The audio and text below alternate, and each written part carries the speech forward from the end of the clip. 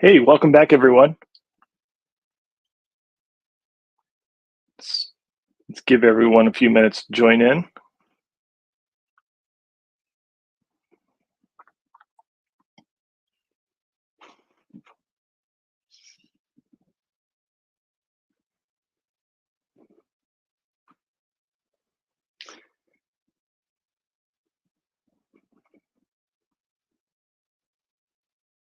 Hey, welcome back, everyone. Looks like we got Dale online already. Hello from Las Vegas. Hello, Dale. JK seems to be typing something out. We've got a great show lined up for you today. James is running a little late, but hey, John Brolin, when are you going to join us online? Soon, I'm hoping.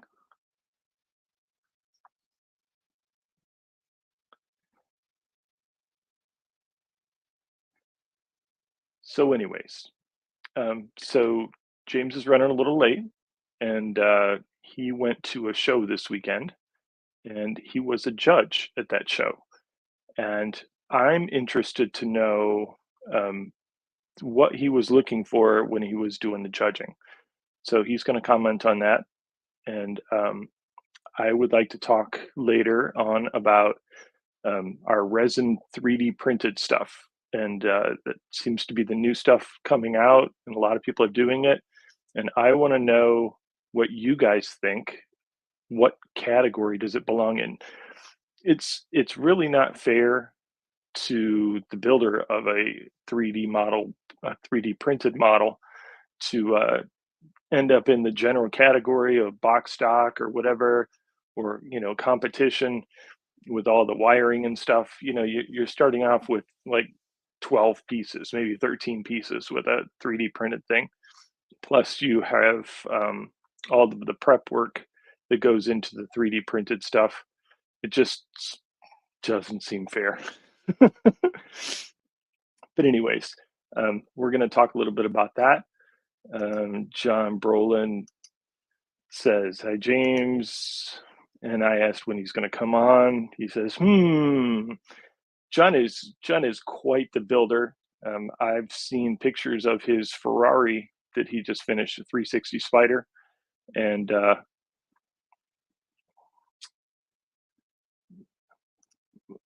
yeah, sorry, I was reading. Yeah, John's quite a builder. He's going to give me some run for my money this circuit contest, the contest circuit this year. Northwind says hello all. William Wagman says hello. I have posted something in a live chat and nobody replies. Does that mean I'm blocked? Nope. Nope. I judge the automotive class along with James. He's much better at articulating his thoughts than I would be. Interesting. Interesting. Yeah, I've been going to contests for 10, 15 years. And, I really, unlike James, I prefer the non-competitive events just so that I can hang out and talk to people and not be so savage about, oh, I'm going to beat that guy, or that guy's, better than I am, or whatever. It doesn't matter to me. I I just build. I just build. There he is. Greetings and salutations, ladies and gentlemen. My son, we have a laptop computer. This is the dumbest thing in the world. We have this laptop computer, Asus gaming computer, bought for my wife so she could play World of Warcraft. If you close that computer, it kills our Wi-Fi. So if you just turn it off, to put it to sleep, there goes our Wi-Fi. It turns the entire router. It turns the router off. Like it turned, like it's not just like a hiccup. It like the router resets itself. So as I was loading in here, no internet. Oh man. So hi, Frizzo. I was in the process of pulling the pictures I sent you. Okay. So as John we talk Brolin's about on. Mr. Brolin, yes, he was my right-hand man on Saturday. If you ask him, I'm sure he'll complain that he hates me. It said all day long, I hate you. I hate you. I hate you. It's like, no, it's like, because we all obviously know the same people from the shows because we're all, we both go to the same shows out here. And he's like, James talked me into judging. I said, no, last year I told you to judge. You were recruited because we were one person short. And then the day prior to the show, you texted me and said, I'm going to be there and I'll help you judge. So that you volunteered for. So I don't want to hear it. If you hate me, it is a hate of your own making. I didn't have anything to do with that. So how's it been going? You and I haven't had a chance to talk in the last couple of days because I've been busy with. I know, because you've been busy with said judging and said contests. So what's going on in the world of Mr. Tester? I'm working hard on this Alpha Models Audi RS7. Body's in clear now. Yeah, I'm just cranking it out. We didn't white glue review that though. No, we did not. Well, there's only 25 pieces. I mean, how bad could it fit? That's right. It's like a giant Lego. It is. It is. 25 pieces, and all 25 of them are parts of the door panel. Seriously. 23 of them are photo etched. That's right. Yeah, I'm not looking forward to the dash. The dash, there's little bitty inserts that go into the air conditioning vents. I think it's going to be, because we both have the same kit. So I've seen the insides of this thing. The big things to me are going to be trying to get the PE surrounds around those resin inserts, like that piece of the dashboard on the passenger side airbag is a piece of itself, and then there's a PE surround going around that piece, trying to get that all in there and have it line up and have it, right there. He's talking about this thing. Yeah. Yeah, that's what he's talking about. There's a photo etch piece that goes around this piece of the dash. Yeah, unlike the wheels are going to be great time too. so here's the wheel, and that has 5 photo etch pieces on it before paint. And then there's a trim piece that glues onto here. So try not to get any glue anywhere.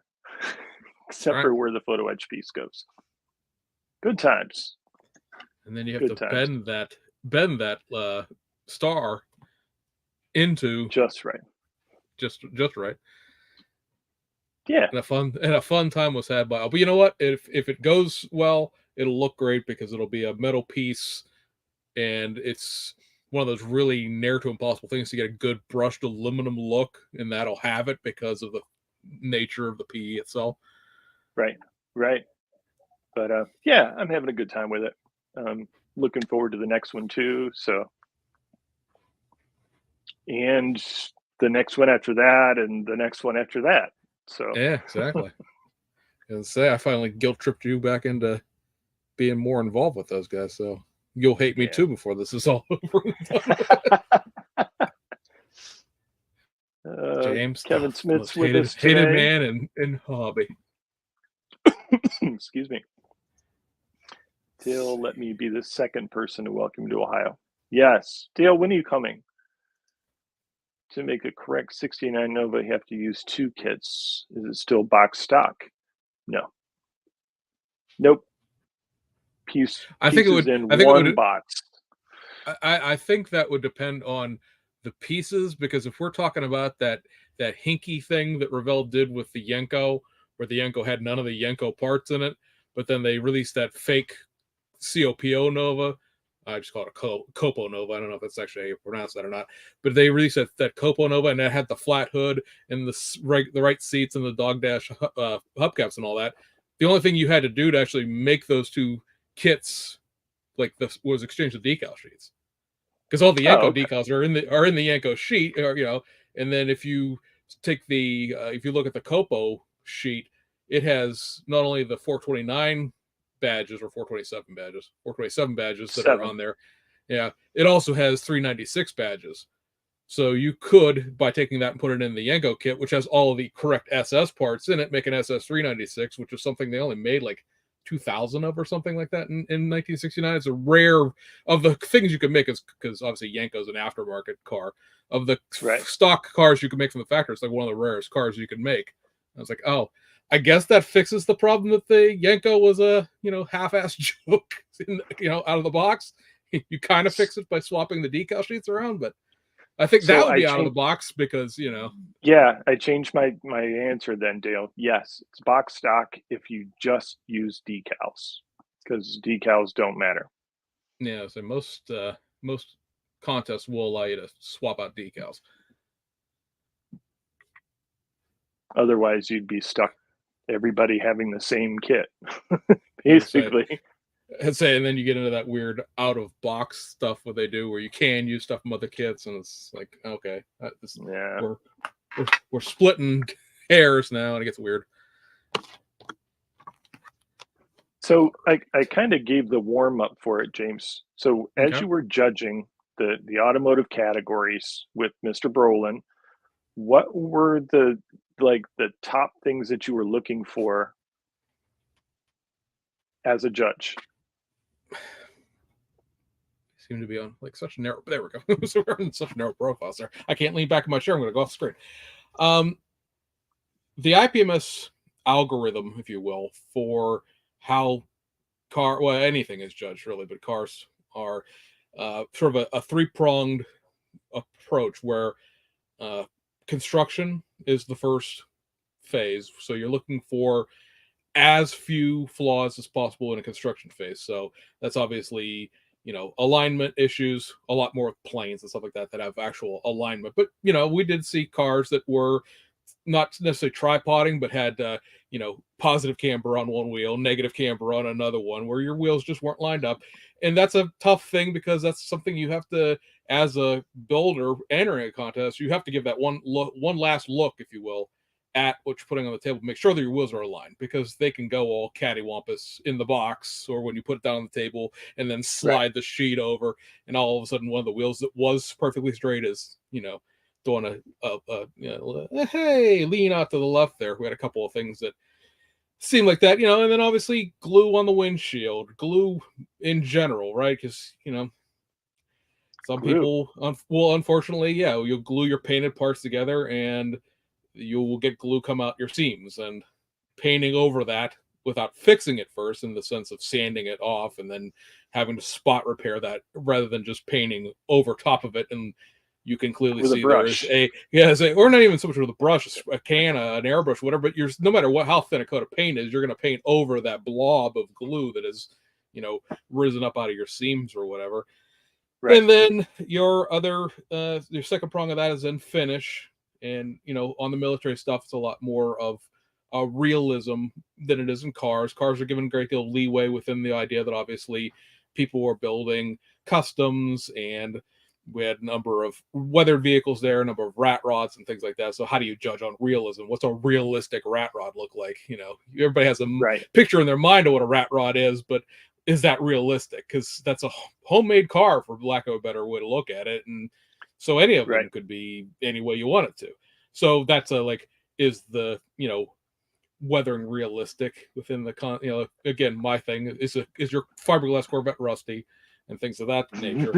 And so that's a lot of paint. That's a lot of, paint, and again, final fit and finish. Our club specifically does not pick up your model, so nothing is seen on the bottom unless you place it on a mirror or on a stand. So we're not checking, we're not looking at the chassis necessarily. So it's a curbside presentation basically. And so, a lot of stuff that comes in there is, flaws in your paint, flaws in your clear coat, because sometimes you could tell the flaws in the paint and it's been clear coated over, and you could tell the flaws in the clear coat depending on how buried that flaw is. Your decal work, is it silvering? Is it line? Are the decals chipped, cracked? All those sorts of things you get into. Straight, yeah, exactly. Are your finishes realistic? A number of people, and it's a pet peeve for me, and maybe it's a subjective thing that I bring into judging, but it is a situation where a lot of people get into a 50s, 60s car that'll have a lot of chrome trim, and they'll chrome that whole scuttle panel where your windshield wipers are, and now your windshield wipers are basically one piece unit with the scuttle panel, and there's no black for your wiper blade. I understand those things were stainless steel at the time, not necessarily chrome, but they had a wiper blade, and not having that edge to it or any kind of tonal difference between the chrome. You could tell. I took a piece of bare metal foil and I bare metal foiled this whole bottom piece of chrome, wipers included, and off we went. And that's another thing. Bare metal foil, how well is it done? Is it, it's not so much how does it look like chrome, but trimmed neatly. We had a really, really nice 25 or not 25. I guess it was 25 Model T sedan delivery. The thing that round two boxes out and a whole bunch of things. It was like a Nestle packaging and I think it was a Coke packaging and stuff like that. And somebody took the time to bare metal foil all of that itty bitty trim around the panel band and over the fenders and all that, except that it wasn't cut neatly and it was very sloppy. And that's I'm not going to judge you harshly for the sloppiness, but at the same time, it's like you shouldn't have done it if it's going to look like that. It would look better not. And then you get into the third prong of it, which is sort of a finishing and more to a 1, 2, 3 contest than what we do, which is the open judging, where it's a gold, silver, bronze, and again, you're judged against the rule book rather than other cars in the contest, and that's scope of effort. And that would be, again, if you had two cars and they were identical in terms of fit and finish and quality and all the other things, you would take that last thing of, okay, is the car detailed? Have they done, is it scratch building? Is there addition? Because I know you want to talk about 3D printing and how that works in the contest, but is there 3D printing? And if it is, does it, is the 3D printing cleaned up? Does the 3D printing look like kit parts? Can you tell without reading that description where your plastic ends and where your additional things go? How was your photo etch done? If you did photo etch, if you wired the engine, how well is that done? I know I dinged somebody last year who fixed it when they came back this year, made a big point out to drag me over and point it out. They took their battery terminals and they just sort of wired the battery into the sides of the battery instead of the actual terminals on the top. And I said, when I'm looking at scope of effort in this car, I can't give you points for that detail because it's, your car battery just doesn't have plugs in the side of it. They go into the terminals on the top. I understand if you don't want to do PE battery terminals, but at least plumb them to where they should go rather than just, there's wires. Because, there's wires, but that's, why, again, you're doing something that would look better if you hadn't done it in the first place. And I think that's one of the things that I like about box stock is nobody's going to judge me that there isn't, a battery cable running to the correct location. And, it's just, it looks like a model car. That's all it looks like. Right. We had a couple of things where they look really, really good. But when you sat there and you sort of pull back to the, the 30,000 foot thing, you looked at it and you're like, it looks good, but it looks like a toy. It looks like a die-cast toy. Die-cast toys, there's nothing wrong with that, but that's also, that scope of effort also goes into the realism aspect of it. And I know John will know this because we both talked to him about it on the one Acura that he built. And it's a thing that I look for all the time too. Are your decals cut on your door panels and on your hoods and your trunks, right? Is your door sealed? Is your door sealed with a decal, right? If you have a trim like a Fairlane or something like that, where the trim is running down the bottom of the car, that's one thing. But if you have a race car or any kind of car where you have hood stripes, trunk that go over to the whole car, but Shelby stripes, for example, that go over the whole width of the car, when you get past the hood and the trunk, are those cut so the trunk and hood can open? If you have a race car, are your placards or your sponsors that cover your doors cut or not? Because I can't get out of the car. It's not a NASCAR. NASCAR, right. There are no doors. Everything else, I got to be able to open the door in case of an emergency. I know it's a nitpicky thing, but when you're talking about, again, I'll leave that for a second, but, and we had a couple of things where just people would make these weird efforts of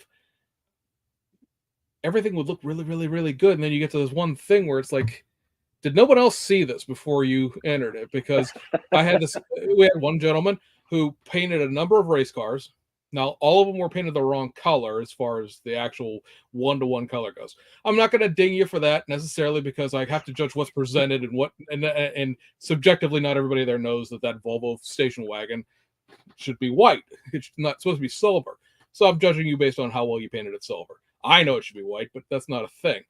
But if you're going to paint it a different color, then that paint job has to be like spot on, as far as I'm concerned, because and the guy painted several cars metallic white, white pearl, and every single one of those cars, John is my witness, right, will say that there was some weird dirt in the roof of every single one of those pearl white cars. You can't paint something white and have dirt in the finish, because it's going to just be like, it's going to glow in the dark the same way not sanding mold lines off something that you paint silver, because then that line just pops because it's in metallic. Right. The whole rest of the car, very nice. 2K is very nice, but underneath the 2K it looks like butter got on it, or snot or something. I don't want to be too graphically disgusting about it, but it was these brown or orange or something. If something was in the paint, leftovers in the airbrush. That's all it was. Say something along those lines, and that really just I can't give you what you need for that, because that's a flaw that you should have seen at some point in time. And I know that's the thing we all get so into our projects, that you start overlooking things that are glaringly obvious to a fresh set of eyes, which is sort of the benefit of posting things online at times, because somebody will be like, hey, that looks really great, but what is that going on right there? So to explain the system, gold, silver, bronze, or open judging is a system really designed more by AMPS, which is the Automotive, or the Armor Modeling Preservation Society. It is what's known as open judging. So if you go to the IPMS website, there's a whole big rule book based on the nationals, and it'll say, this is what a car should look like, this is what an airplane should look like, this is what a boat should look like. And it goes through basic construction, finishing techniques, and a little bit of basically what the judges would be looking for within those things. Most traditional contests that you guys are familiar with are first, second, third contests, where it's what it sounds like. And we're not the first club that came up with this, but the way that the club describes it is, there's a lot of times when you get into a model car contest, or any kind of contest, IPMS does 1, 2, 3, so a lot, obviously, is you end up judging the best of the worst, because you get those categories that only have 4 things in them, and really none of them are great, but somebody has to get first, somebody has to get second, and somebody has to get third. And so, or you get the category with literally 3 entries in it, and they're all kind of crap. Like, okay, so which one of these bad things is the least worst of the thing? And of course, when you're talking about the other side of that spectrum, where you're talking about good models, there are a lot of times where there are 3 first places. Really, you get into picking the smallest nits about what isn't exactly right about that thing, that within the gold, silver, bronze status, both those cars are going to get golds. You both are going to get, I mean, sometimes it's the same builder, but it's 2 different builders are going to get rewarded for their, not necessarily accomplishment, but for what they've done. They're going to get rewarded for that build. It is excellent. It deserves a first place. But you don't get that in a 1, 2, 3, because only one person's getting a first. And so you have 1, 2, 3, they're all first place. Everybody after that's what, 6th, like, where does that so we try to, sometimes more successfully than others, about 10% of the models in a given category. And with what we do, it's just cars, planes, boats, tanks, sci-fi, and whatnot. We don't split it out into the 82 individual categories underneath every subcategory. It's just cars. Right. All the cars, one place. It mixes and mingles. It's fun to judge that way, because it's like, it's factory stock, custom race car, steampunk thing. It's like, well, okay, this is, if you went to 1, 2, 3 contest and were assigned judging factory stock, you're gonna see 10 factory stock cars, and that's it. There's no other variation to it. We put together two teams of 3 people, and basically just picked a side of the table and went down each side. And so you want about 10% of in a given year, it fluctuates. 10% of what's there is going to get a gold. It's outstanding. It would deserve a first place at a contest if it was, in a regular contest. Your silvers are going to be another, say, 15% below that. Those are going to be the things with, no model's perfect, so nothing's going to be flawless. There are things that are close, but nothing's going to be flawless. So there's going to be things with bigger flaws. And it gets into the thing of like, we're not going to count every single bad decal as a separate, thing that marks off. It's just your decals were lacking. Right. You may have a number of paint flaws. Well, you have paint flaw on the car. We're not going to go into like, you don't deserve this because there's 1, 2, 3, 4, but this one has, nah. So you're fitting, 15% below that. Is it second place? Kind of, sort of, but at the same time, not. Bronze is sort of I don't want to call it a participation award because they're so totally not participation awards, but No. it is an encouragement, right? You've done Right.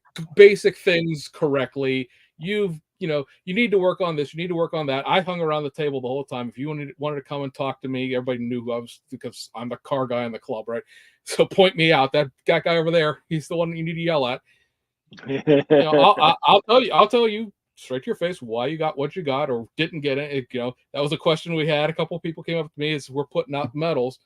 I had a guy with the bags of medals because we give out these little, I don't have any sitting here, but they're about this big. They look like challenge coins. And, I'd be like, okay, gold, silver, this one gets a bronze, this one gets a silver, and then it's like skip, this one gets a gold. And it's like, people were like, well, what, you skipped those? Yeah, they didn't get anything. Well, I didn't get anything. Yeah, I'm not here to pass out medals to 98 models. Some people, Right. unfortunately, will go home without anything. And I mean, I understand that really sucks when a lot of people are getting medals thing. But if it was a 1, 2, 3 contest, you haven't got anything anyway. So, Right. sorry to be the bearer of bad news. I understand how that, because I've gotten nothing at a gold, silver, bronze before. It's like, oh man, didn't even get a bronze for that.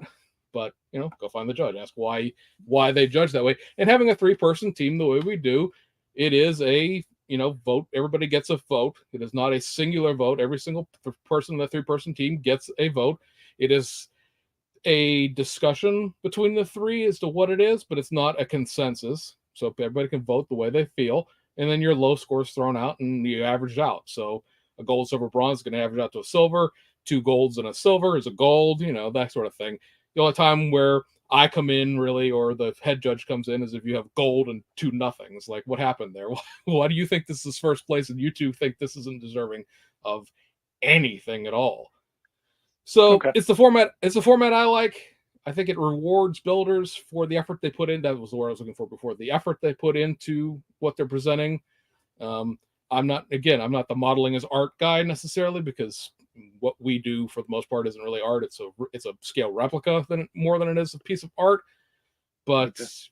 I think it rewards, you're not, it also, the other thing is it eliminates category shopping, right? You're trying to build cars of different types so that you can go into different Oh, categories. You can't sweep a right. category, so I've got to build 1 factory stock, 1 race car, 1 custom, 1 pickup, and then this thing this year goes in miscellaneous because I got nothing else. I can't put it anywhere else because I don't want to compete against myself. Eliminates that. Bring as much crap as you want to. It all gets judged against the rule book.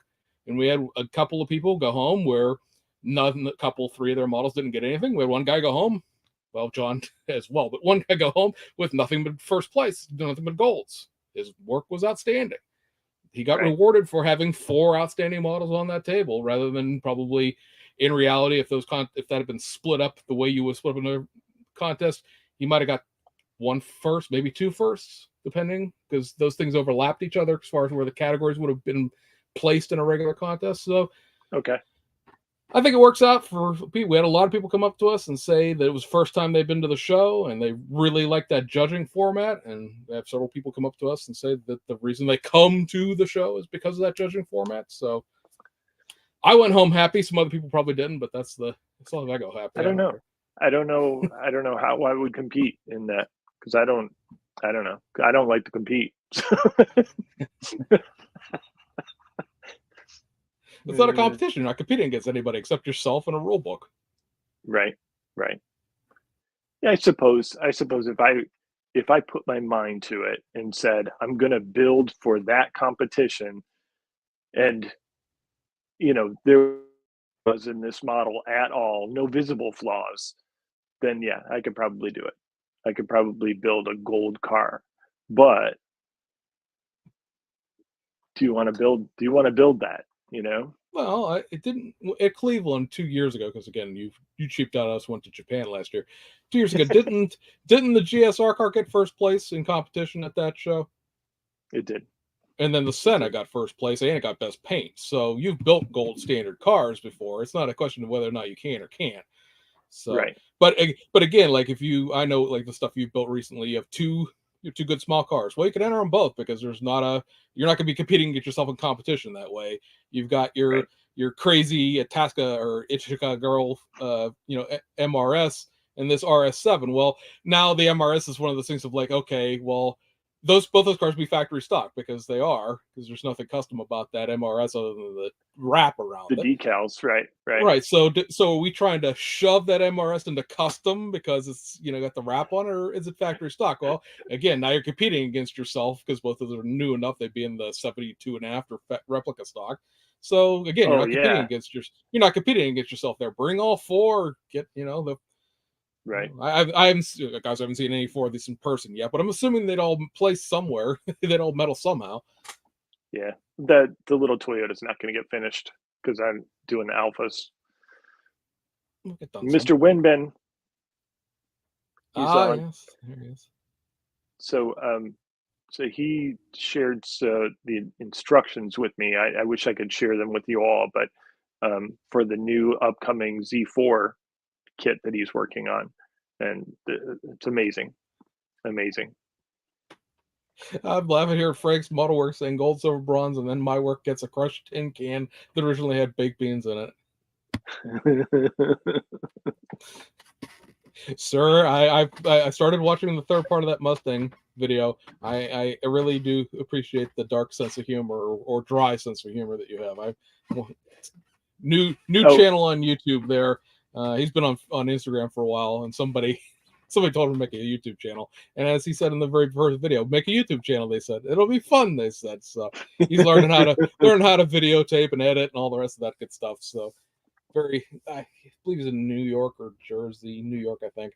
And it's very, very amusing within his first several 20, 25 minute long videos. You know me, I watch the stuff while I drive to work, guys. While I drive my vehicle, but on the way to work, I'll listen to him, and I appreciate his sense of humor about stuff. I also agree with his wear a respirator while you're spraying 2K because you're going to kill yourself rant that he went on recently. Yeah, that's. But let me show you guys. We got a few things. Now, this is obviously not everything. I'm not going to show you 98 pictures of cars because that would be intensely annoying. But let me pull up a few things that I sent to our illustrious co-host here, if I can find where they went. There they are. And now, if I can actually share them on the screen, that would be awesome. Share with me. There we go. So this vehicle here is a 68 Coronet convertible. Mm-hmm. I took a picture of this specifically because we know how much Mr. Some Mopar expert over here is. He's wearing his Dodge shirt right now.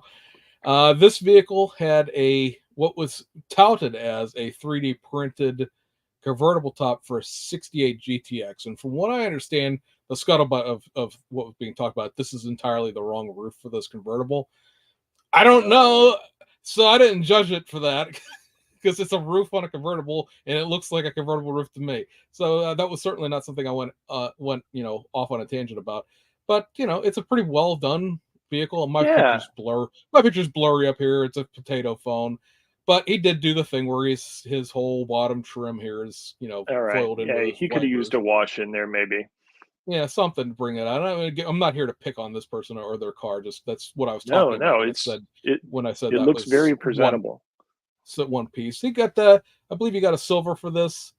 Let's say here, this top is a 3D scale part piece made for AMT 69 GTX kit. So yeah, looked good on the table. Like his Fireball Model Works wheels there, so it's good to see something other than the kit wheels being included in something. And then he had this one here, which if you cannot read, that says this is not the MPC reissue. I've seen that. I think corrected an original. Wow. No. He took a let's see here, random resin body reworked with front fender wheel openings, and then a section with 69 Dart, modified resin duster chassis, multiple different decal sheets, and then goes into the fact that he has like a AMT duster engine, so he's gone ahead and he's swapped out the parts from the 71 that's duster the way there. to do that. Yep. And then the wheels again are Fireball Model Works. I really like these wheels. I've seen these on a couple of those things are now. nice. It's very, very nice rally wheels. And then so this is not only not built out of that, but like it's got a bench seat. What is it? Bench 65 bench seat is a 65 Dodge resin piece from Hart's Resin that is smooth and cut his own patterns. Headrest from the AMT Nice. GTX. Houndstooth upholstery decal from Scale Motorsports. So this is really well done. It got a gold. Yeah.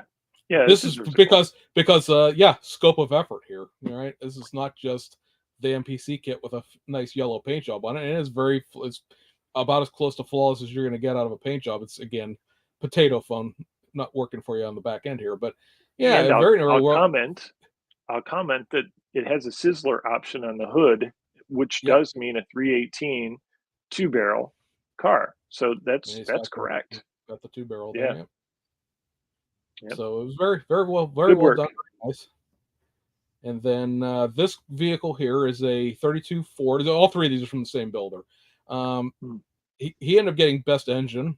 Was voted on by another member of the club who sponsors that award. The engine is actually a 3D print, and then the wheels are 3D print. The wheels are 3D print. The tires are 3D print. This is I don't think I have it on here or enough that I can read it because it is a Cal Automotive Creations replica. So this is a replica of a 1-to-1 car, and I think it is a Drag City Resins body that he's using here that he modified, opened the trunk on. Iceman Collection engine, I believe, is what the engine is. And then, so, I mean, again, very nice paints, near to flawless. The thing that sort of got him on this is this trim piece on the windshield here is reversed. It should be inside rather than outside, like they're or facing the other direction. It's keyed to fit the other way. Now maybe that matches the 1-to-1. I don't know. I don't know the 1-to-1. I just know the kit part should be the other direction. We had this FXXK, which I really like. This is a gorgeous paint job. I think this is Abu Dhabi Blue. And he added the hobby design detail upset to it, so it's got a wired engine because that comes with it. You've got all the PE pieces. He's put carbon fiber on the roof. I think these are Studio 27 decals. And so just a really, really excellently done kit that you don't see a lot built of. A lot of people There's a reason for that. Lots of people have FXXKs, but not a lot of people have built their FXXKs. This was the best automotive. This is the 71 Olds 442 kit, which came out last fall. This is again about as flawless a model car as you're going to see. It's not going to show up well in these pictures. I should have taken my good camera, but the engine is completely detailed, wired, plumbed. The entire chassis has the brake lines run, the fuel lines run. It is to the point where it looks dusty in this picture, but when you look at it in real life, the scuttle panel and this the radiator support panel were a point of contention because it was in being a best of category. It was a contention for best of show, and we got into an argument about whether or not this was plastic or painted. It was that well done. I'm saying, I'm sitting there going like, guys, I physically own this model kit. It's white plastic. It's painted. And he's like, they're like, oh my goodness, that, that's really something. I'm like, yeah. And then again, what got him dinged and why he didn't win best of show is because he's bare metal full of the entire scuttle panel, wipers and all. It's one piece of bare metal foil there. I see. If we had cut this out and made it and done something else with it, put a wash around it, maybe something to differentiate it. It would have that would have got him over that hump because this says the PE set, the model car garage PE set, and these numbers are separate. Like it's not one piece of PE. Each one of these 4s or 442 is separate. He has the hood, the one on the hood, the one on the trunk, the whole PE shebang for this. So it was wildly maybe well if he done. would have sanded them off and put photo etch wipers on. What do you think? Maybe something, or just some way to have it not look like it's duct tape to the not duct tape, but the heavy duty, the heavy duty HVAC tape. This was built by one of the local guys. This is a wide body Charger. I just like the color this is painted in. It's I think it got a gold as well. I'm not sure where these wheels came from. I'm obviously 3D printed or 3D printed, but I think this is Iceman's wide body kit for that.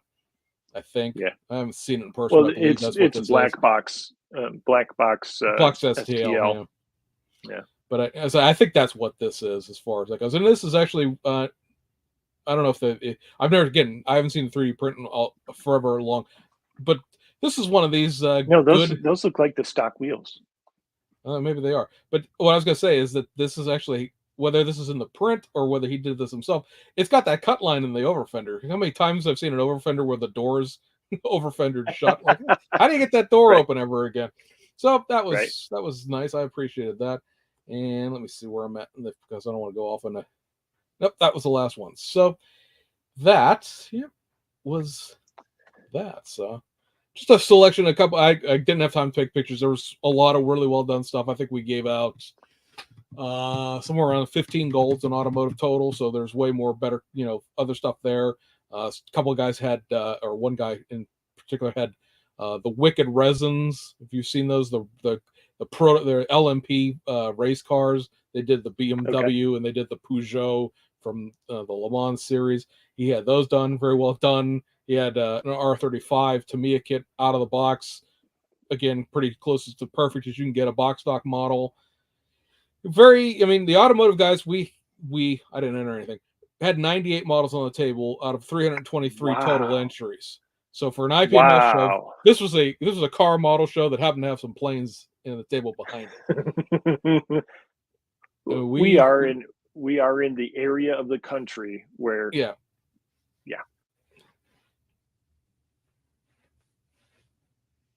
let's see. Go back over here to the commentary here where it's pretty quiet over there. Yeah. 2 kits allowable, factory stock, not in box stock. Factory stock, you do anything you want to.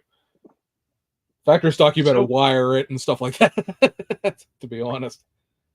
So let's walk into Uncharted Territory and talk about 2K clear finishes, and so we talk about realism. If you have a NASCAR that has 2K clear polished, or you decal it and then you bury it all in clear and then polish it to a high polish shine, I don't think that looks right, in my opinion. I think if you have, it's one of those weird things where so many decals now react so poorly with lacquer clear that people are 2K'ing to sort of protect themselves from that, from screwing those $30 set of decals up, because all those cars are wrapped now. None of them are painted at all.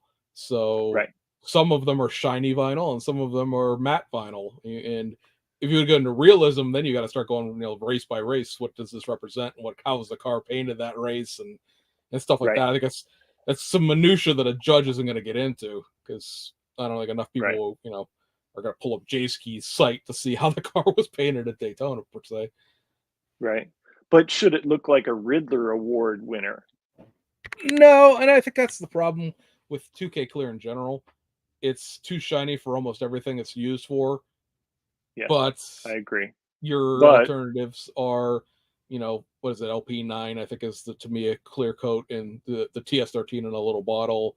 You have the Mr. Hobby, UV cut stuff. Obviously, acrylic clears and stuff like that, but it gets that gets dicey into clear. Actually buffing those out, because they tend to be soft, and they're not polishable per se. Because 2K clear is not a factory clear for any kind of 60s or 70s car. It's way too shiny for that. Right. Riddler cars, show cars, customs, that kind of stuff. It is. I don't know who brought this upon us, because I was perfectly fine with using 1K clear for my entire adult life, and then all of a sudden somebody said 2K clear, only acceptable clear coat there is. We're going to take this stuff that is basically lacquer thinner mixed with super glue and spray it all over the inside of your house and hope you don't die from it. And It's the only clear. Sorry guys, it's the only thing you can use. You use anything that, and it's now. I will say over the time that I've seen 2K clear in existence, the people have finally caught on to the fact that if you do not cut that whatsoever, it looks like it's been dipped in glazed donut glaze, and you end Yes. up with this puffy toy looking appearance. So people have caught on to the idea that that needs to be almost, because of how hard it is, machined, cut and Yes. polished out, and that'll give you certainly a much thinner, more realistic looking, overall finish, but it's probably too shiny Yeah. I for totally almost agree with everything you're you on that. using it on. It has to be cut and buffed. It has to be. But I've Dale, seen. was it? Or, Oh, sorry. but I was at Dale Cluckless saying, if you do a cop car, how shiny should it be? Well, I mean, it should be the factory color. I mean, these days, all of the black and whites are all black cars that the white is a vinyl wrap added to the car, but it should be as shiny as the car is from the factory. It's, orange peel. That's what it should I be. say, and that goes back till to horse and buggies. They're going to be as shiny as they were when they, I know we all think police cars are purpose built, but they're a big alternator and a heavy duty transmission cooler thrown on a regular car on the assembly line, and off it goes. There's not really that much difference between a regular Hemi Charger and a police Hemi Charger, other than the alternator and some holes being drilled into the various parts of the car. To be sold at an aftermarket auction someday. That's right. Someday, some 20-year-old kid's going to pick it up for $6,000 and drive it into a telephone pole because I can go 140 miles an hour in this car. It's got no governor on it. Kevin Smith, it's interesting. I heard a fella complain that I won best of show with airbrush stripes, but his were decals with bubbles in them. Yep. Yeah. That's how that works.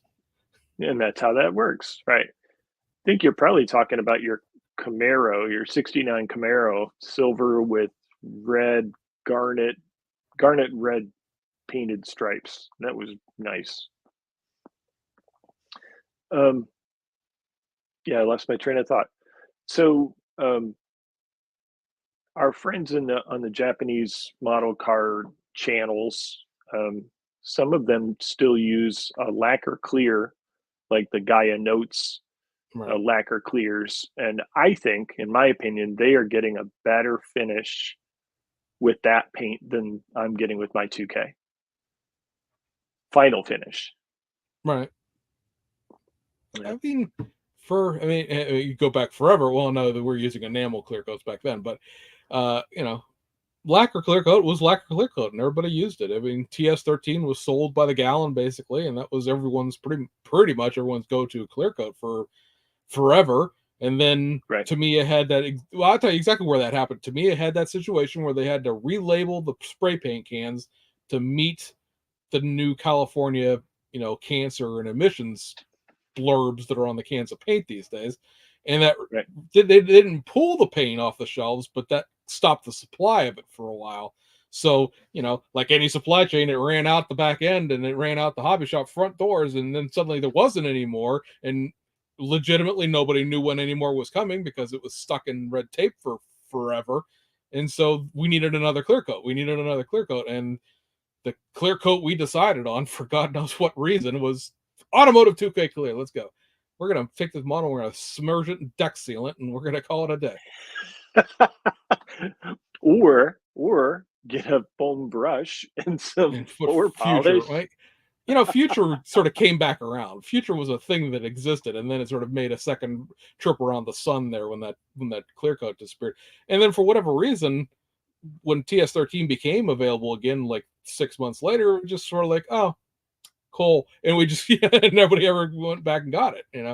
Right. I know that TS13 will, depending on what kind of decals you use as a race car guy, comes into effect. Like those will eat decals. It's too hot for a lot of decals, but because it's made for Tamiya decals, and Tamiya decals, you could beat it with a stick and drag it through the streets, a quarter mile, and it still ain't gonna lay down over anything.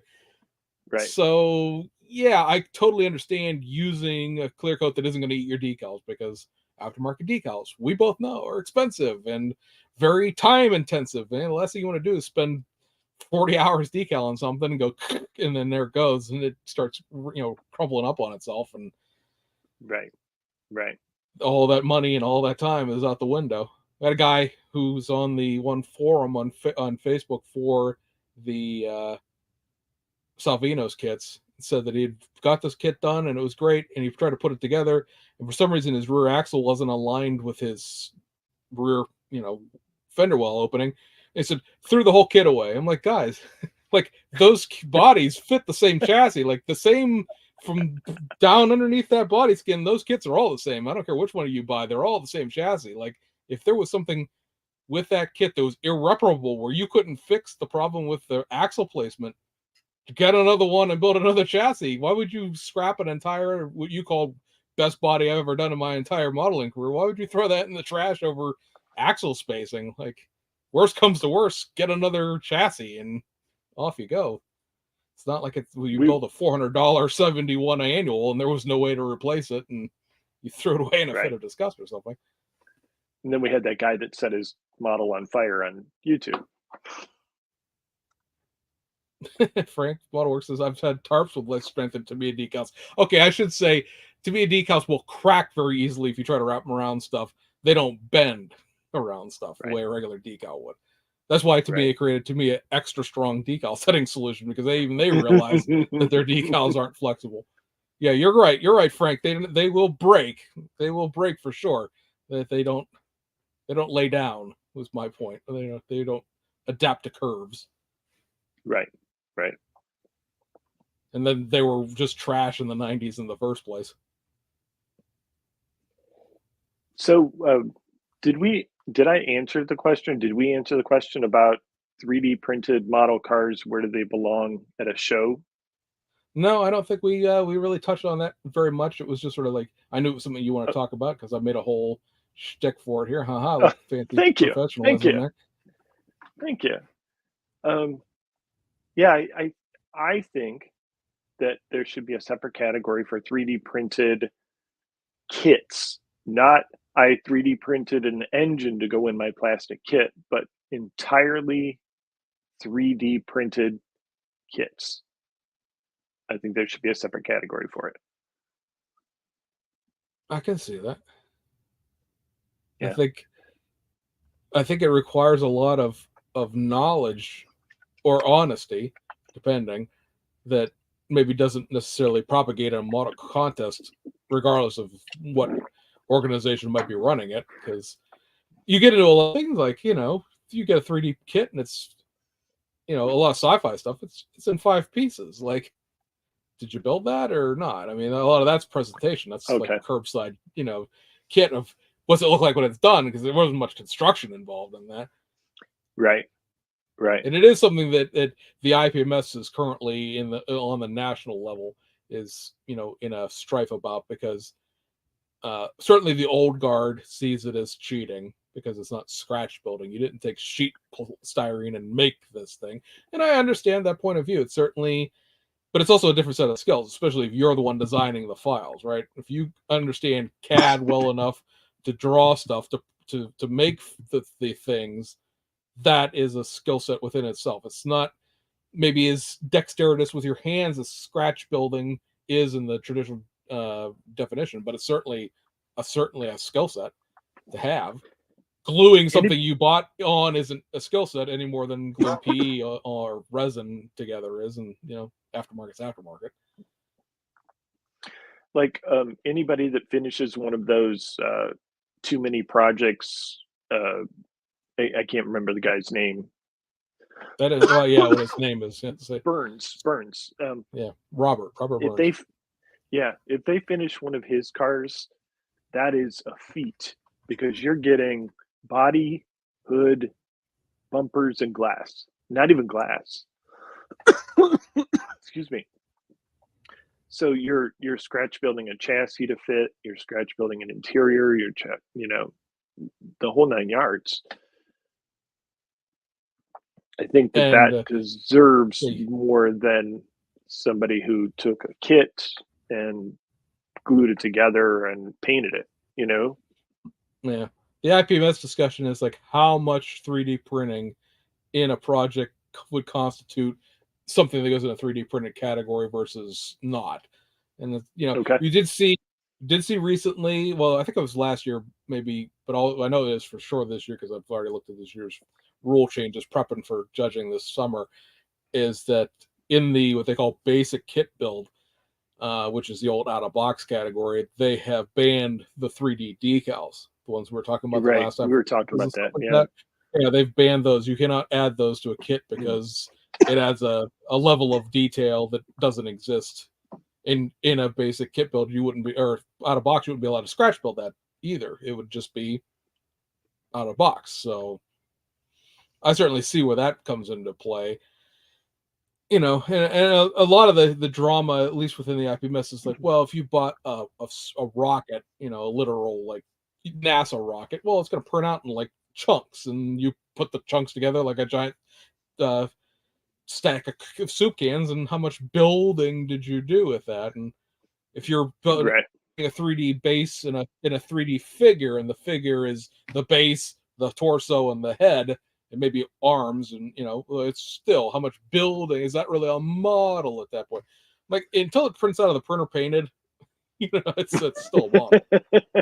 Polished, right? It comes out of that 3D printer done like a die cast it would, then it's still something you may not have had to build it in the traditional sense, but you still had to make a model out of it. You still had to apply your skills and your techniques. And if anybody's ever gone into like the figure painting corner of an IPMS contest, there's people back there making resin things look like real stuff. That's a skill set I probably under no circumstances will ever possess in my adult lifetime. That's where that dance line is, where models become art, and that's that corner of the world.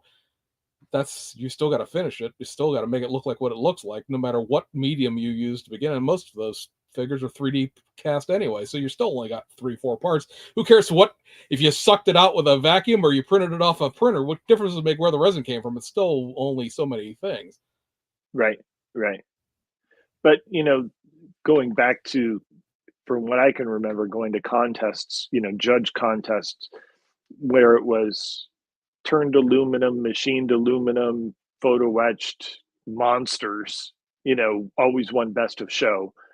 I replaced everything that I possibly could with a turned aluminum piece, or lathed everything that I could, and scratch built the whole thing out of solder and lead, and I think the guy's name was like Augie Ascano, Yeah. where there wasn't a single kit piece there. That was a scratch built model car. You know what I mean? Yeah, so Mark Jones is the same thing with the Super 7s, where he started out with a piece of something, and that was the inspiration for the whole build, and everything else is scratch built. Right. He started with a kit, but he replaced every single piece with a turned aluminum something or other. Right. Yeah, it's tough. It's tough to compete, and that's why I don't do it. Dean Lewis here saying, would something like the Spectre Land Rover conversion be considered a kit and get its own category? I'd say no, considering it's more of a customizing a normal kit. I would agree with you, Dean, because that in that sense is a trans kit at that point. You are still using a big chunk. Yeah, you're still using a big chunk of that Revell Land Rover to build that, or Range Rover to build that Land Rover. Yeah, Land Rover. Yeah. That's an intense model car kit. Yeah, it is, and especially with no instructions. Right. Here's a box of parts. Godspeed. I love Chris to death. He's a great guy, but man, I wish he'd throw some instructions in this stuff. People are gonna think I'm paying Frank to put comments on here, but Frank here, the old guard, sees everything they can't do is cheating. Yeah, that tends to be how that works. I was talking to you. This is sort of semi-related, but I was talking to you the other day about saying I was trying to swing that deal for that Audi R6, the Alpha kit. And so the gentleman I've been talking to is up in Canada and was making the comment that he's been building models for about 2 years now, and has gotten his skill set to the point where people are having him do commission builds, which is like a whole nother kettle of fish for another episode. And which is great. I mean, if your skills are to the point where people are willing to pay you to Wow. do In stuff, 2 years? it's Wow. well, In you know two what? years, that's elite. That's another episode. That's another episode too. Like the proliferation of social media and especially YouTube and things like that, where things that were one dimensional in a magazine are now 3-dimensional on your screen, and there's just so much of it out there.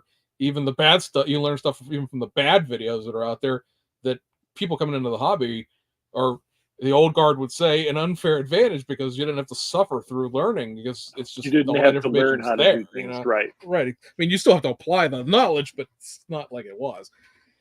But yeah, so anyway, he's building his alpha kits and has gotten a lot of negative feedback from, I don't know how much community we're talking about in Quebec itself, of people saying like the alpha kits cost too much and it's not real modeling because it doesn't have an engine and all that tripe that you hear all the time. And he just said, like, I don't understand why people are being so negative about stuff. I was because old guys are negative about everything. And then I know it is a broad brush generalization. Please don't kill me, but there is certainly a certain section of the hobby. And I told him, I said gatekeeping, and he's like, didn't understand the term French, Quebec French speaking, right? So I said, well, gatekeeping is when people stand at the door and they tell you can't come in unless you build it this way, you paint it this way, you have this many builds before you try some skill. There, you build what we tell you, how we tell you, and that's a lot of the the things I constantly make fun of. With if it's not a gasser or a hot rod, don't care, and I know not every single person is even who is somebody who started building back in the 60s. I don't call old people because they're not really that old at this point still. But, there certainly is in the hobby that contingent of people who will tell you, I suffered through this NPC kit and so will you.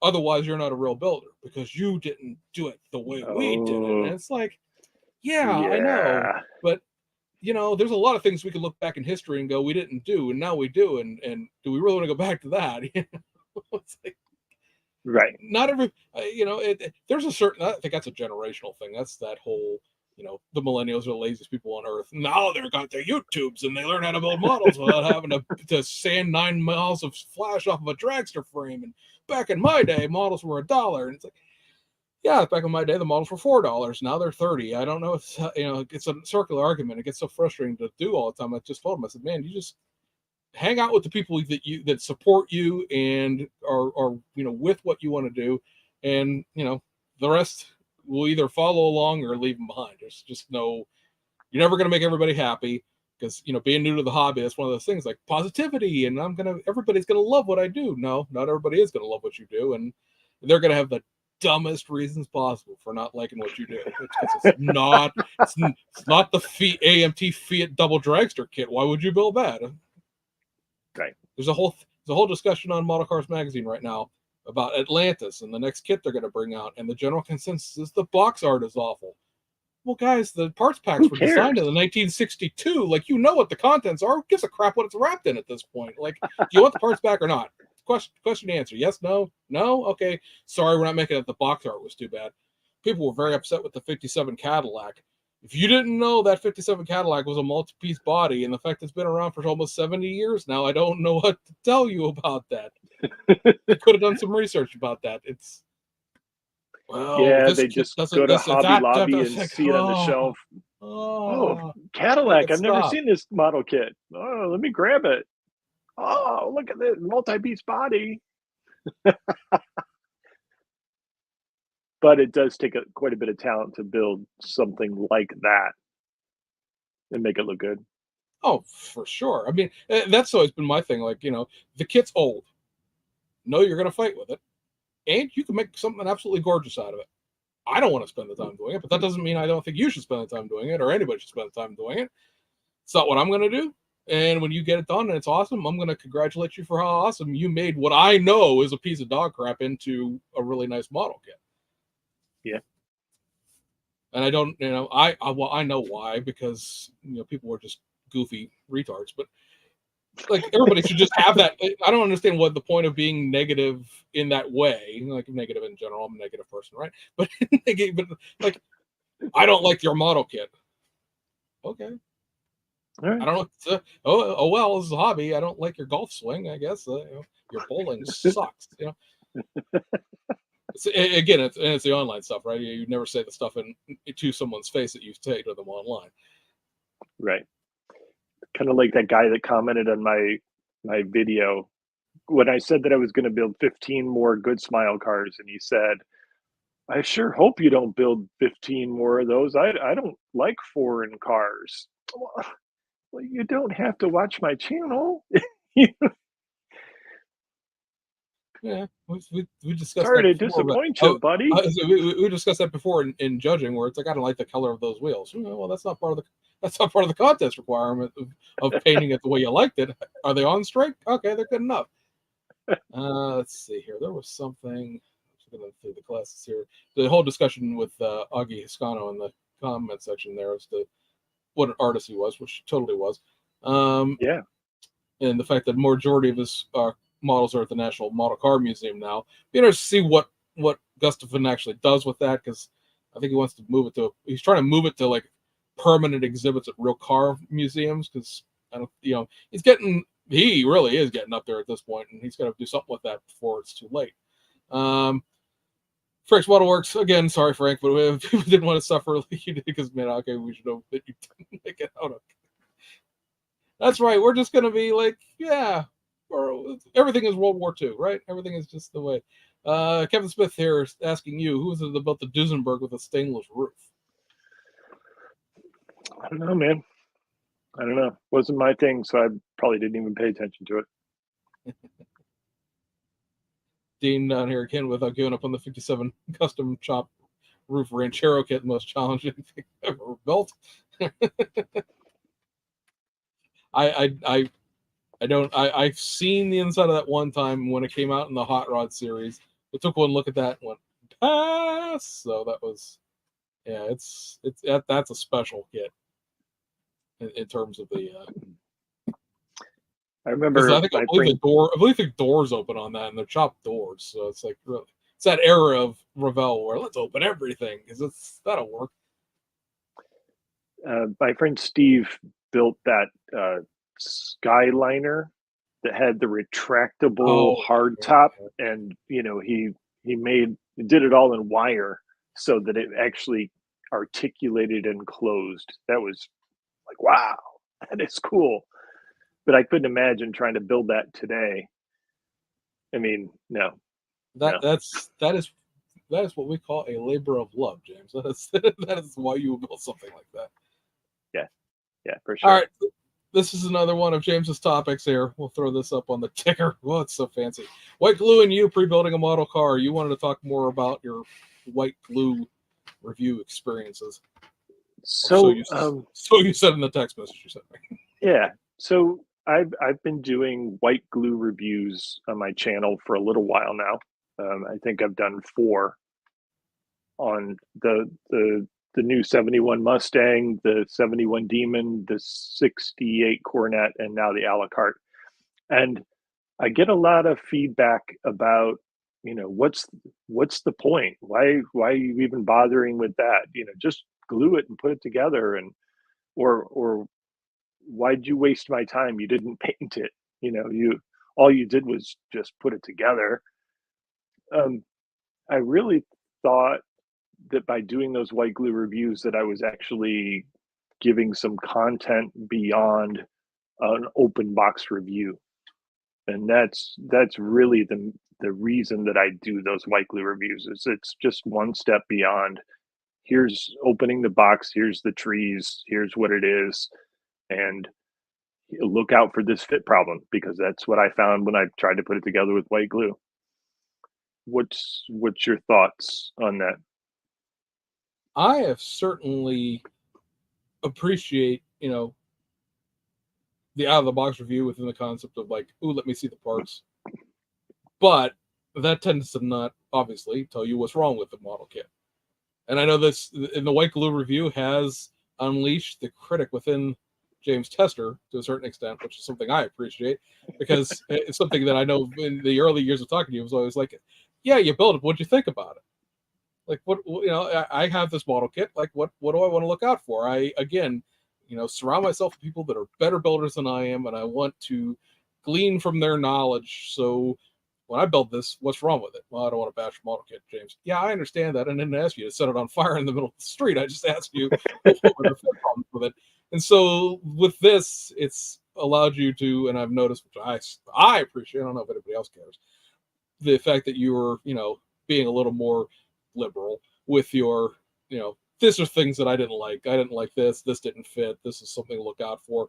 A lot of that, the way that a la carte fit together. You needed a chisel and a sledgehammer to get the body and interior to the chassis, or you're going to spend a lot of time grinding it away on one or more directions to get it all fit. Right. That, like you pointed out in the video, that is invaluable information to have prior to trying to build that model, because holy Christ, if you got to build the final assembly and it's painted and now it doesn't go together. Right. You poured dozens of hours and your best white pearl paint job you ever had into this project, and now what? You're gonna grind a whole bunch of stuff, ruin your paint job, and have to repaint the whole thing more than likely, or pitch it all together, because if you 2K'd it, the bane of 2K, you can't strip it off. You get into that situation. Back in the old days, we would mix up 2-part epoxy and get a set of clamps, hold the whole chassis together, slather both sides with 2-part epoxy, put it together and clamp it, and then leave it overnight to hold it all together and hope that it would still be on all fours. Right. That's the way we used to do it. I have done that myself. I have clamps over here on the shelf of you got the sliding sleeve clamps, you got the ones that you can screw down to make sure that thing stays together. And it's because how do you get this to stay together? Yeah, well, you mix up some 5-minute epoxy. It ain't going together any other way. So here's the way we do it. Or drill holes and insert wire, to hold it, and then super glue the wire into each piece, to hold it all together. And I really, I'm critiquing the wider YouTube world in general here, that so many people build their builds, and either like the famous YouTuber du jour that everybody knows, and I'm not going to actually name, that gets all of the models to build up front. Yes. A little bit of critique here and there, but everything is like it's the most marvelous thing ever designed. It's the most marvelous detail you've ever seen, and the kit went together fine. Here's an hour's worth of video about how great it is, and me salivating over everything about it and put it together. And he and I have made our rounds, and I'm not going to drag up our history together, but the one thing I said to him is, like, you say that you've built 140 models this year, which is what his claim to me was. And I don't doubt it, as many models as he built. And I said, you can't tell me, because you're building models that I have built in the past as a kid. These model cars are coming around a second or third time now. They fit. I know they don't. I've built that kit. I know it doesn't. And I think, so many people rely on him who as sort of like this entry-level gateway into the hobby, which is great. Don't get me wrong. I think it's a great thing that he's doing, making those videos for that community. But it's also at the same time sort of setting this giant tripwire out for them, because, well, I mean, he didn't have a problem with it. It went together fine for him, but this is beating my ass, and I can't get this model kit to go together. It must be my problem. And it's like, no, it's the kit's problem. And it was, as I just said 5 minutes ago, you can make any model kit great, but that may not have been the best choice for you 2 months into your experience, and it's the third model kit you've ever built. But the guy on YouTube said, yeah, this is fantastic. It's slathered in detail, and it's magnificently great. And I had no issues with it. I said, you're doing a disservice to people by not being honest with those. I understand you're being supplied with the model kits, and it's a line to dance on when you're getting free swag to build, as how honest you want to build. I mean, people have been thrown out of the reviewer court at Scale Auto before it came out because they were too honest about the reviews and things of that nature.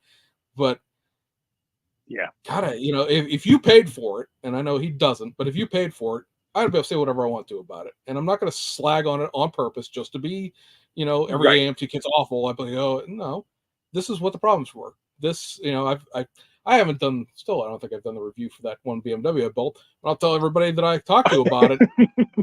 Well, I guess one of those things I keep meaning to do, but now it's so far gone. Who cares at this point? but it's like the steering rod on that car is too wide. And if you put it together out of the box without white gluing it together, you don't know that until you're done. And now your wheels are permanently towed out like this. And I thought it was something I did because I used 3D version replacement wheels. And then I saw somebody build one out of the box, and it's also skewed out like this. So it is a situation where that steering arm was wrong. And I've seen 7 reviews of that model kit built from all across the world, and not a single person has ever said, when you get done with this, your wheels won't be straight because that steering rod is too long. Or I guess it's a steering rod, right? It's a part that clips onto the uprights that makes your wheels steer on a Japanese. So everybody understands what I'm trying to say there. But why doesn't anyone mention that? Well, I don't want to make the manufacturer upset. Well, the manufacturer maybe doesn't know because they built test shots that this is too wide. I know that they fixed the upright height on the new version that they put out. I don't know if the steering rod is any shorter. Maybe the upright height, the things are tilted in a different way and everything will line up now. But if you're going to build a model kit and you have a problem with it, say you had a problem with it. And preferably, if you're making the video, include why this is a problem. Like, don't just say, well, I was building this and the seats don't fit. Anyway, say it didn't fit. Anyway, onto the painting. And it's like, what do you mean it didn't fit? How didn't it fit? Why didn't it fit? Where didn't it fit? Right. What can you do to fix it? Right. And then it's always like, and here's my interior, and obviously everything is fit. I'm like, well, what did you do to fix it? I'm not a retard. Sorry, I keep using that word. I know that's a bad word to use, but I'm not stupid. I can figure out how to fix it, but I need to know where. We'll build it yourself. Oh God, here we are gatekeeping the hobby again. And it's like, just tell me. We're all in. I tell people at work all the time. We're all in the same boat. We're all trying to row it in the same direction. I don't understand why we're being secretive about Right. Oh, the video's too long. That's a key piece of the video to tell me why the wheels didn't fit or why the engine doesn't fit or whatever the case may be. I think we as YouTubers want to seem like we're perfect. So like when we're building a model kit, we'll gloss over the fact that something didn't fit right and we had to go, turn off the camera and fix it, and then ta-da, look, it's on the chassis. I didn't show you that I had to fight with it for a half an hour to get it, crunch it all together, so I probably should be more truthful when I'm doing my builds to show all of the pain sometimes that I have to go through and to alter things to make them fit, because it only really does the community justice to do it that way. And and I understand people's general idea of like, well, I don't want to bash a model kit. It's honesty. It's just honesty. Right. It didn't fit. The steering axle on, I don't actually have one here close to me, or else it showed on camera. The steering axle on that thing is too wide and it will make your wheels toe out. If you don't cut that thing in, if you don't cut that thing in half and reassemble it, no, that's the hasegawa one. Okay. Talking about it's an earlier boxing of this, so it's not this kit in particular, but this one. This new the 2001 BMW, the one that I built that has that you've seen before. The steering, like I said, the steering axle on this thing is too wide and the wheels toe out. Now on the new one, which is what this is the newest version of it. That's the Macau winner. If I could find it without making so much rattling noise that everyone turns the video off. Rattle. My ears. Yeah, exactly. There is in the middle here, right here. This part right here. This is a separate little teeny weeny parts runner with these uprights on it right here. This is one little rectangle of plastic that's in there, and those are redesigned front uprights, and they are on a different angle than the original ones are. So I don't know, because I haven't put this together, obviously. Rattle, crinkle. That I don't know if that fixes the problem. If that redesigning the geometry of the suspension moves the attachment points for the steering rod out far enough so that it isn't going in every which way now, or if that just lowers the ride height to the front, because obviously they're shorter than they were, so the ride height will be lower. I didn't have a problem with the ride height of the original kit, so I'm hoping that means that it's just taking the attachment out that extra probably 0.2 millimeter, 0.3 millimeter that it is. Because if you've ever seen me put that thing down on a contest, you know I take the wheels and I turn them sideways because they don't turn equally either because it's too wide. So they're both this way. So all you can do is put one in real hard and it kind of sort of matches the other side. Or this way, whichever way you want to go. Yeah, to a corner. Every single time anybody ever sees that model car pictured, it's always got the wheels turned because otherwise the wheels will be doing this job. Now my wheels are out of alignment and I ain't getting no medal for that. Tim Custom had joined us tonight. Thank you, Tim. I commented on one of his videos that I want to meet that guy someday. Nunu is a fun word to say, and if you realize that BMAX and Nunu are the same company, then you call it Bima Nunu. Because for separate tangent, I apologize, but there's a whole bunch of people that BMAX. Here's history lesson. Everybody gather around. History lesson. BMAX is a company in Macau that makes race cars.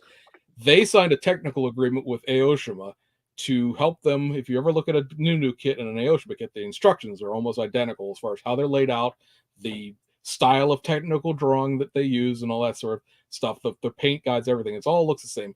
And what Aoshima got out of that was the 1/20th scale McLaren MP44. They wanted to make an F1 car, but Mr. Aoshima-san was like, I ain't spending my money on that crap. So they assigned this symbiotic relationship where Aoshima would distribute BMAX's kits in exchange for this knowledge of how to make model kits, more or less. And we would get this 1/20 scale F1 car out of it. And that F1 car eventually came to existence, but Aoshima-san really didn't like the whole idea of this agreement that if people had made in his company sort of underneath of him, and the distribution of BMAX kits were taking somewhere in the neighborhood about 5 months longer than the actual kits were released. Like there was this huge half-year-long lag time between when BMAX was putting these kits out on the street in Hong Kong and China and even the rest of the world, and when Japan would get them because it wasn't a priority. They're not our model kits. And Bell kits out of Belgium, the rally car guys, same deal. They signed a distribution deal with Aoshima to be their importer, and Aoshima's like, we'll get around to it when we get around to it. It's not our model kits. We have priorities. We build, we have our own model company here. We're not, an importer. We're a manufacturer. So your stuff comes and gets distributed when we have time. And so the gentleman who owns BMAX created another company, Nunu. BMAX was already a new company, so this is the new company. And the other thing was Aoshima didn't want any parts of the GT3 kits, which they've sold boatloads of, so that was a stupid decision part two. But at any rate, the gentleman who owns BMAX wanted to make GT3 cars. Aoshima didn't want any part of it. They fought. Nunu was created, and then if you've noticed, if you really know your kit history of BMAX and Nunu, certain BMAX kits have been reissued under the Nunu label, and then all of a sudden here in the last 6 to 8 months, they started being reissued again under the BMAX label because that technical agreement finally expired, and the gentleman that owns the company got his name back. So now he can distribute the kits however he wants to, and BMAX's name is back. But since it's all one company, it's Bima Nunu. So is Bell Kits any part of, are they their own company, or did they start off with Aoshima? No, they're their own company. That kit is from 2011 or 2012, I think. So that predates the Chevy Cruze that BMAX did by at least 2-3 years. So they're their own deal. They're in Belgium. They're much like D Model Kits. The guys that made the Sierra is we're making model kits, but we own D Model Kit store. Domino Hobbies, if you've ever heard of them before, they're one of the largest European importers. They own Bell Kits. We made all this money selling kits, so now we're going to start making kits, and which is why Bell Kits puts out one kit every 18 months or so, because they're not a big company. They're just, whenever Domino has the money, they press go on the next kit, and rally car aficionados are either very excited or crying in the streets because we're going to pay $63 for a model kit, and that's bullshit, even though it comes with PE and all stuff in it already. So, and the body is in a separate box. The body of the box is an awesome feature. Yeah. when I bought that one off eBay, somebody was giving it away basically, and it was the first time I'd ever looked inside of the box, and that's quite a kit. That's why it's sitting on the wall of fame here and never to be built. The early kits were rough a little bit. The new stuff, the stuff they've made in the last 5 years or so, they've kicked up their production. They finally figured out that their decals, wherever they were getting them made, stink, and they contracted with Cartograph to make the decals. That came to a head over a Volkswagen kit because the decals in the kit were unusable. Like you put them in the water and they just exploded, and it was a brand new kit. Like there's no excuse for that. It's not like it's been sitting around for 20 years and I tried to stick it in the window for a month to get the yellowing off of them. They were bad out of the box, and they were like, we're charging people $63 for a model kit. We really should provide them with a set of decals that they can use. Some cartographs, yeah. And since then, they obviously the Cartograph can print anything, and they've started including carbon fiber decals with their kits. And like I said, there's seatbelt in there. There's PE in there. So $62. Is it a lot of money for one model kit? Yes, but if you were to buy a separate detail upset, you're going to spend another $25, $30 anyway. So you're at $60 in the first place. Right. If you buy a new and the detail upset, you're close to $70 anyways. So very amusing. I don't have the thing here. I was talking to Lau about it. Was the fact that Platts, specifically in Japan only, you can't buy it anywhere else, has taken several of the recent new or BMAX kits, depending, and reissued them via Platts distribution with the PE included in it. But the price tag ends up being $7 more than if you bought them in separate pieces. But at least you can find it. I can only assume the Japanese market is okay with that under the basis of, well, it's all in one box, so at least I have it. Because I don't know, because obviously you're not making as many FE sets as you did model kits because you never sell them all, and you'd be stuck with them forever. So you only make half as many, quarter as many, and you hope that's enough. And well, at least the PE's in there. And the most recent thing they started doing is repackaging the most recent, the Volvo, the BMWs, with the resin grills that I was showing the last stash video from Fat Frog Models. And Lau's like, isn't that kind of saying that your own girls suck when you put somebody else's girl into your kit? I said, well, I mean, Daniel over at Hobby Easy gets to sell boatloads of resin grills that, I mean, I'm not saying that he has a bunch, obviously 3D printed, so it's on demand, but I'm sure he's making something out of that, especially since he's not getting that kit to sell as combo. It's only being sold in Japan that way. But yeah, they've 2 or 3 kits in the last 2 weeks have come up with like May reissues for the Volvo, the new BMW, and one of the older BMWs with having they're just calling it Hobby Easy produced. I'm like, that company has a name. It's Fat Frog Models. But I'm sure he doesn't really care. He got his money. Call it whatever you want to at that point. But it's it's interesting to see what the Japanese, because that, like I said, those are JDM only. The only way you get the Hobby, Hobby Search, Hobby Link Japan, or maybe it'll show up on eBay like Tokyo Hobby or whatever. But otherwise you're not going to get those combo kits. For a while, they were, before new finally got their act together and put in masking sheets for the windows. That was a thing they were doing, where it was like, hey, buy the kit and get window mask. Ooh. Like, ooh. They were cheaper than buying the separate window mask from like Zoom On or Hero Boy or whoever. So I mean, it worked out. I bought a couple of those specifically just to get the window mask, so I could copy the photocopy of it, cut out the window masks from, I think it's Zoom On. Are those the ones that stick to the window and don't come off or leave a residue? The ones from Hero Boy are the ones that stick to the window and don't come off. At least in my generalized experience. I think I had one. I used the Zoom On ones when I built that BMW, and I left them on. I painted the trim. I drove to Nebraska because I took it with me to Nationals that year, and the thought of maybe I'll finish it in time, and in the hotel, because hey, everything off gas is on a model table, and yeah, I mean, I got all the way there. There was a 15-hour drive over the course of 2 days, and then I took the masks off, and they came right off, no residue, and they didn't take the paint with it either, which was okay. Good. So they make a lot of masks for a lot of the old Tamiya stuff. Or not old Tamiya stuff, Okay. but the 80s, 90s Tamiya stuff, like the Supras and the Celicas and all those kits that never came with window masks. It's a $3 source to get them. I know I sent BG Brian after a set for his Supra, who was like, I wish there was a set of window masks for this. I'm like, oh, but there is. But there is. Yeah. Those are a pain in the butt if you don't have them to draw it, take it off. And one time I actually cut on the window with a knife, and it was in the wrong line. So I never understand it is a certain like you're just being lazy. You could just make tape templates. I could, and I am, and I would. It I don't know if it is me personally. I'm sure the people who are watching out there can associate. There's just sometimes where it's easier to buy the pre-made product than it is to screw around with it.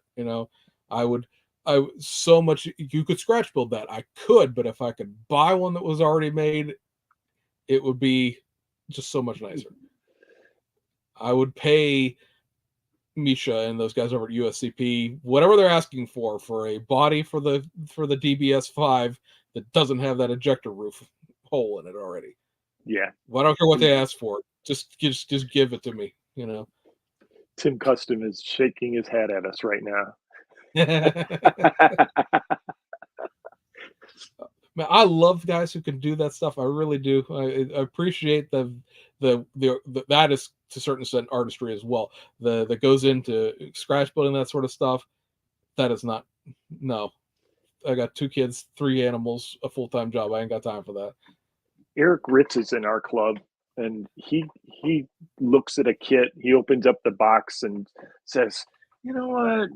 Maybe I'll cut this off and grab this kit and cut that off and glue it all together, and boom, and best of show."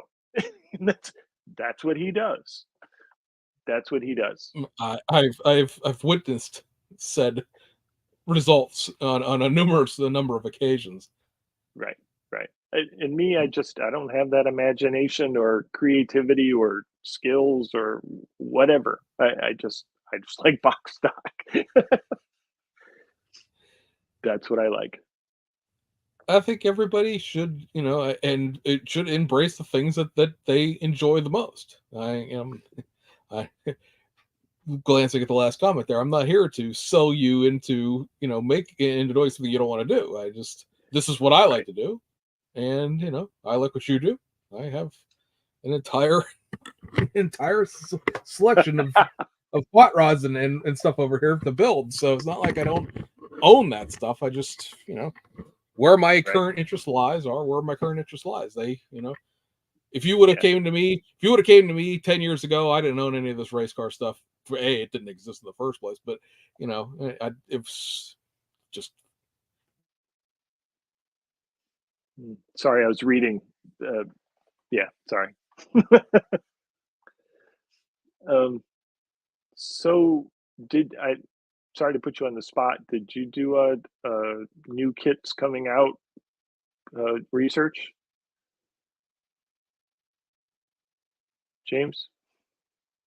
Did you freeze on me? I think you frozen. Somebody must have closed the Wi-Fi at your spot because your screen is frozen. We'll read some comments. Blah blah blah. Rather tell things honestly, like the AMT 40 Willys has a very bad, but it can be fixed. You're absolutely right.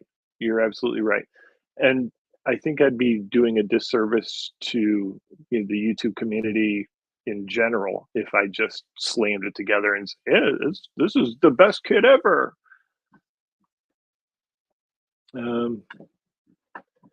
Dale says good night. William agrees. The AMT Willys pickup. Pre-gluing my AMT Surfer van reviewed some slight warpage in the chassis. That's pretty common. That's pretty common. If you can straighten that out, Dean, just heat it up with some very gingerly heat it up with a some hot water or even a heat gun, but don't stick around too long. Kevin's making fun of Tim's last name, blah blah blah. Um, William says he's not into Japanese kits. Yeah, that's cool. It's here nor there. Good night from the chat. Maybe not.